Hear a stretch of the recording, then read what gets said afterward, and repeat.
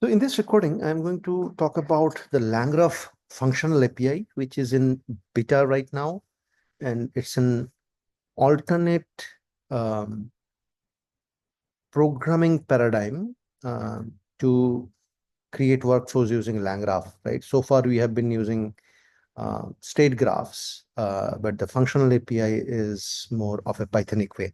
So we'll go through the functional API, and then I'll walk you through a workflow that I have coded using the functional API, right? Now, as I mentioned that the functional API, it provides an alternate way to design agentic workflows. Now, there are two um, decorators that it actually uses to make it more Pythonic than the state graph way of designing it. And those decorators are task and entry point, right? Now, the task and the entry point. So the entry point actually orchestrates the workflow, right? The entry point decorator, it defines the start of the workflow's execution flow, right? Underneath it, it creates a Pregel object for managing the flow, and the workflow can be executed in async, synchronous, and streaming mode, right? It also enables checkpointing to support features like human in the loop, leveraging interrupt. In fact, I'm planning to code another example where I wanted to show how you can do human in the loop using the functional API. I already did it with the graph way of with the graph API, but with functional API, how to do that, I'll create an example. The other decorator, the task, it defines the individual workflow steps. Now, each function marked with task represents a discrete computational unit in the workflow. And the task can execute independently or in parallel, right? And then they can support you can support dependencies between tasks as well. The returned or the results from the task, we can save it as a checkpoint. The main thing to note here is that when we call a task, it returns a future object, right? Which is a placeholder for the result that will be obtained later, right? So when in the program you say dot result, then it waits for the future result or the result to be obtained, right? And these are the two decorators which are the core components of this functional API, right?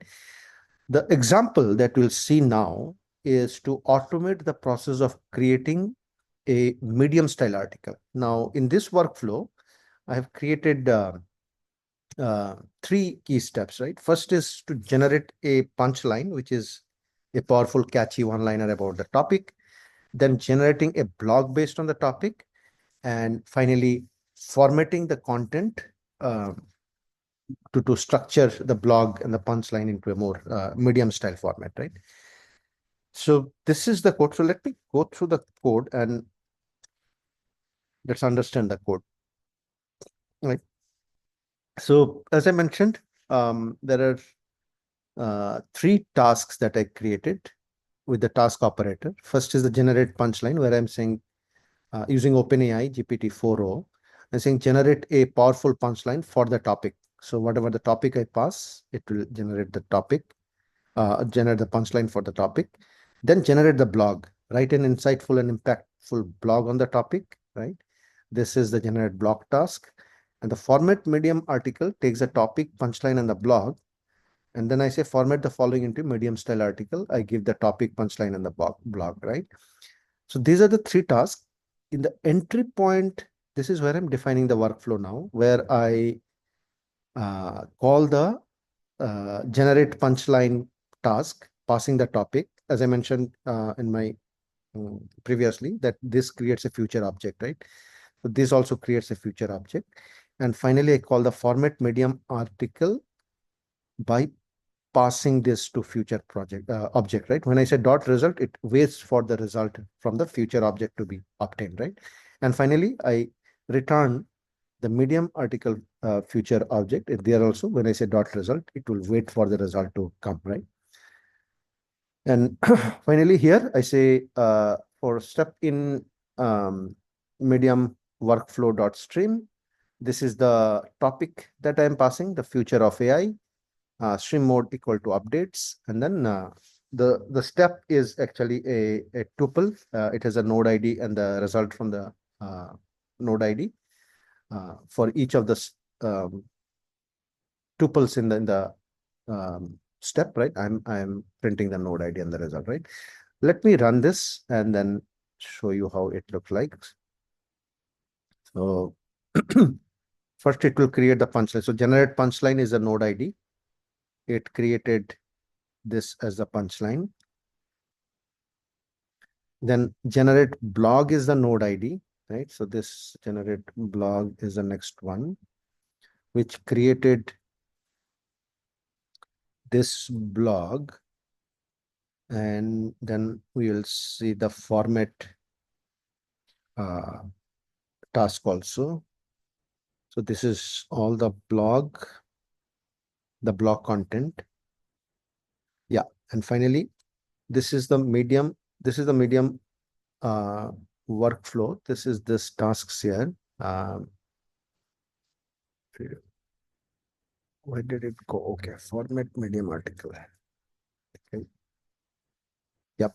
This is the format medium article, which is formatting the content for medium, right?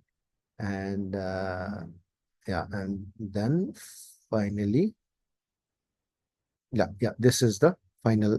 This is the final content of the format medium article, right? This is how I have actually created this workflow using the functional API of LangGraph.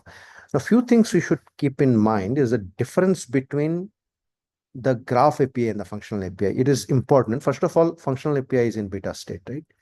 Second, so the control flow, we know that graph API requires defining a structured graph. Functional API is more Pythonic way.